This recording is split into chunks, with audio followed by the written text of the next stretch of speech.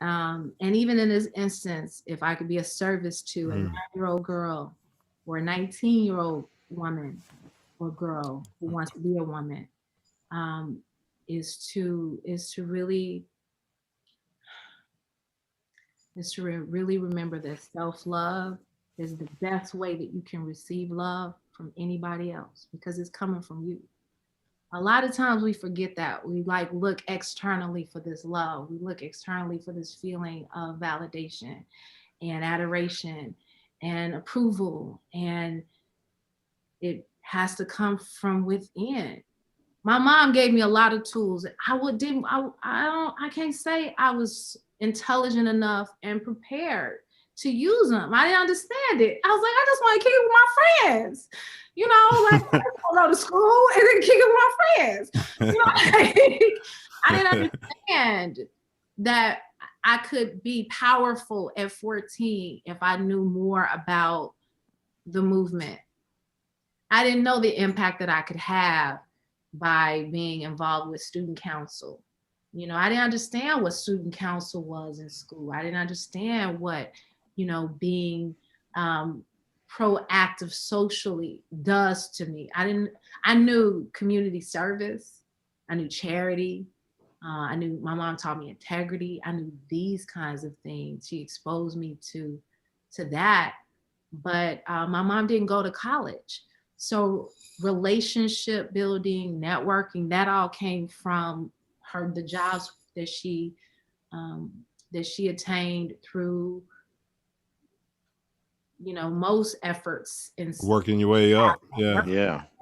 My mom worked for the phone company until she hit that glass ceiling. And also, she was Illinois Bell. What they call it? Bell heads or something. Yeah. Illinois Bell. My mom worked at Illinois Bell. And I bet y'all had good phones, boy. You might be living in the projects, but if your mama worked for Illinois Bell, you had some good phones at the crib, boy. She didn't sell phones. Right, but work for the company. Man, you get a free one every year. They always had something, it's pushing those phones off, boy. No, she actually worked in I want to say the retention department. It was in the department where she would have to call customers and get them to pay their bill. I forget what the department is called, which recovery. Yeah, recovery. Yeah. Nine knows a whole lot about that. Oh yeah. Yeah, so she worked in that kind of department. And actually, I would have told them, if you cut the phone off, you couldn't call me and ask for your money. But go ahead. I dare you cut it off. But she did that for a number of years. And so she didn't know, how to help me get into college. I happened to, being at Curie, I was doing my work. I was academically, I excelled. I was a straight A student. My GPA was strong. And that just came naturally. And then any other extra pursuits that I had were a part of it. So I happened to have great, this great looking not resume, but application when I would have, applied for Howard. It just looked great. And then there was a student, her name is Ruby. She actually recommended me for National Honor Society. So it was another sister just like letting me know. I didn't know what that meant, but I knew it was something because it was only 2 Black girls that was in it. Oh my God. And one Black boy, and I was one, Black male, and that was my best friend in high school. And so kind of showed you something different to reach. Yeah. And knowing that it was like, oh, so we tell kids, because we've been told, and our parents have been told, just get good grades, stay in school, get a good job. But we don't understand why. There is no, particularly now, I will say, I don't hear a change in how we communicate. We're using the same vernacular. We're using the same method of communicating to generations who are exposed to things as kids that we didn't see until we became adults, and we can't rationale. We can't process it because hard to get past the programming. Yeah, They're getting exposed to stuff before us, before we did. Yes, yes. They're getting exposure, and we're getting programming. Like, this is what you're saying. The same thing. Like, they're telling us we teaching each generation The stay in programming that school, we do had. good grades, and just stay in school and all that. And then they're getting exposure to other stuff that's expanding them. The rationale is that this is how you stay safe and survive in America. Not even like how you attain the American dream, because that's not even the path to that. This is how you survive being Black Americans. You do these things, right? And so that in our minds, we're like, well, I know people who do that and they're poor, or I know people who do that and they, they're struggling with perils that are, seem to be insurmountable. So why, when I know people who dropped out of school who are illiterate and